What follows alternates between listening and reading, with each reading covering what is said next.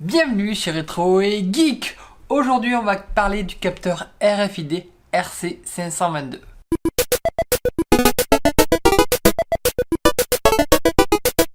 Une chose importante qu'il faut savoir sur ce module, c'est qu'il fonctionne en 3,3 volts. Donc faites attention quand vous le branchez, de brancher le 3,3 volts et pas le 5 volts pour éviter de le griller. Pour le branchement, en fait, c'est simple, mais il faut suivre en fait des pins définis en fait. Suivant les cartes que vous allez utiliser, si c'est une Arduino Uno, Mega, Nano, en fait le câblage, en fait les pins utilisés sont différents parce qu'on utilise le SPI. Et donc il va falloir vous référer au tableau que je vais mettre dans le blog pour pouvoir brancher correctement ce petit module. Un autre petit point important, c'est en fait j'ai commandé deux différents modules RFID. Il y en a un que j'avais commandé il y a un petit moment de ça.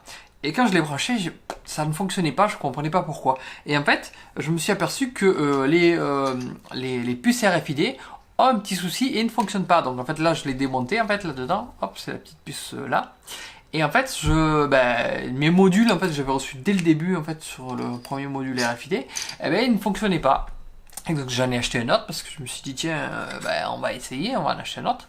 Et là ça fonctionne avec une des cartes en fait, même le petit module il marche pas en fait, le petit badge. Et j'ai testé aussi avec mes clés pour entrer dans l'immeuble.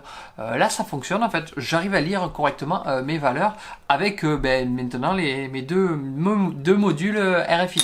On va parler du code. Déjà premièrement, télécharge la librairie qui correspond à ce module avec dans la bibliothèque, tu vas chercher, tu tapes RC522 et tu vas trouver directement la seule librairie qu'il y a ici. En fait, tu peux en trouver sur internet, mais là, tu as la librairie qui est directement linkée avec Arduino, en fait, le programme Arduino. J'ai extrait, en fait, j'ai sorti du code, j'ai nettoyé le code pour que tu puisses avoir une version très simple de pouvoir de la lecture en fait du code UID de la carte en fait RFID pour juste avec ça valider ou non un accès. On va faire simple, soit j'autorise, soit j'autorise pas à faire une action. Ça peut être un cerveau qui tourne, tout n'importe quoi, un relais qui s'active. Donc voilà, c'est à toi après à faire ce que tu as envie. Donc le programme commence par, on appelle la librairie SPI et la librairie MFRC 522. Ensuite, on définit les pins. Là, tu dois te référer au tableau qu'il y a dans les commentaires en fait du programme pour pouvoir mettre les bons pins associés en fait. Donc on définit les deux pins. Puis après, on appelle la classe en fait qui va être utilisé plus tard pour initialiser le RFID. J'ai défini deux pins pour deux LED différentes, une LED verte, une LED rouge, pour définir si on a accès ou pas. Et ensuite j'ai un tableau en string dedans avec KOK. Et dedans là j'ai mis deux valeurs différentes en fait de clés en fait qui correspondent à cette carte là. Enfin, là, il y a un code qui correspond à cette carte là et un code j'ai mis 6 à la place du 5 à la fin pour pour mettre deux codes pour que tu puisses utiliser que ce soit un tableau en fait. Donc dedans tu mettras le code de ta carte en fait à l'intérieur. Dans ma partie setup, on initialise le serial. Ici j'ai mis un serial beaucoup plus gros, je l'ai laissé plus gros parce que on peut sur ces cartes là en fait, il peut y avoir de la mémoire, il peut y avoir il y a une pic de 1 kg, donc on peut y stocker des informations. Donc le serial est activé aussi pour pouvoir lire l'UID, pour pouvoir le visualiser par la suite. On initialise le SPI avec SPI Begin. On initialise aussi le module MFRC 522 avec PCD à init. Et on va définir après par la suite mes deux pins pour les LED en output, en sortie. J'éteins mes LED par la suite avec un Digital Write à Low. Et on attaque par la boucle par la suite. Donc qu'est-ce qui se passe dans la boucle? On a une première condition qui s'appelle if RFID pick is new card present. C'est pour détecter si la carte est présente. En fait, si on scanne une carte, il y a quelque chose qui passe. On fait un return si c'est pas le cas. En fait, si on ne détecte pas de carte, on fait un return. Ce qu'il va faire ici, le return, il va renvoyer au début de la boucle et il va pas suivre la suite du programme. chose qui change par rapport à nos autres programmes où on fait des conditions if, où on met, on aurait pu faire if RFID pick is new card, on mettrait pas le point d'exclamation qui dit négatif en fait au début, on pourrait mettre des conditions complètes avec if et mettre nos conditions dedans. Là ça fait à peu près la même chose, sauf que là ça fait un retour au début de la boucle.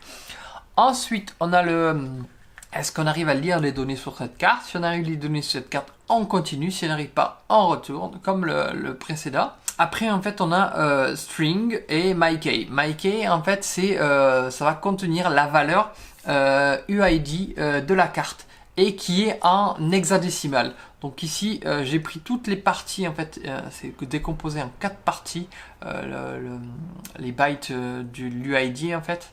Et donc, on récupère les 4 parties, on les concatène et j'ai mis un espace entre chaque valeur pour éviter d'avoir, si on fait une phrase complète, d'avoir des valeurs qui puissent, de ne pas avoir vraiment le code correct. Donc là, on a un code correct, on a une valeur complète et on va pouvoir après contrôler cette valeur d'un coup.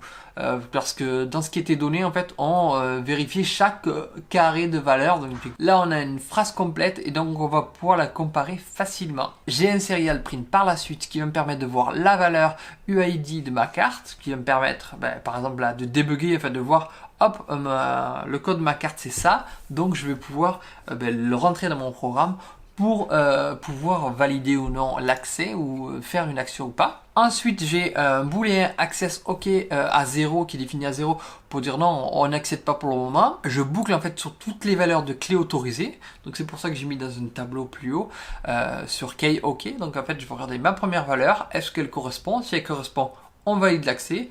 Si elle ne correspond pas, on continue à boucler jusqu'au bout. Et puis si jamais on n'a aucune correspondance du tout, mon access OK va rester à 0. Par la suite, on met à faire en fait au système de lecture de cartes avec la librairie en fait. Donc Alta, PIC Alta et PCD Stop Crypto 1. Et la partie entre guillemets importante, c'est là où tu vas toi mettre ton code. En fait, ce qui t'intéresse, c'est access OK. Si access OK est égal à 1, ça veut dire que c'est bon, on va pouvoir passer.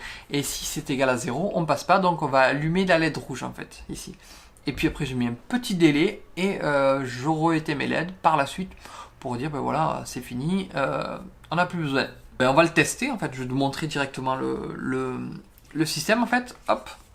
Donc ici on a une carte méga avec le RFID. Voilà, donc là, si je passe ma carte, voilà, j'ai la petite LED verte qui s'allume.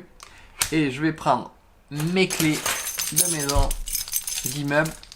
J'ai un petit badge RFID. Si je passe le badge RFID, voilà, là en fait, le code n'est pas reconnu. Donc, hop, on est à rouge. Et si je passe cette carte-là, on est à vert. Donc, on peut y accéder.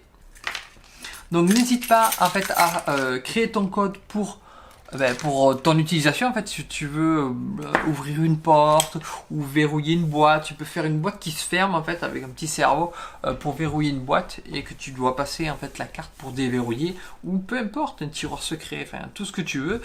C'est ton imagination qui va faire le reste. N'hésite pas à me soutenir et à partager les vidéos. C'est comme ça qu'en fait la chaîne grandit petit à petit. Déjà, je vous remercie. Déjà, on est plus de 60 maintenant à suivre cette chaîne-là. Il y a des gros projets qui arrivent par la suite. Donc, n'hésite pas à me suivre si c'est pas fait. Moi, je te dis à très bientôt pour de belles nouvelles vidéos. Ciao!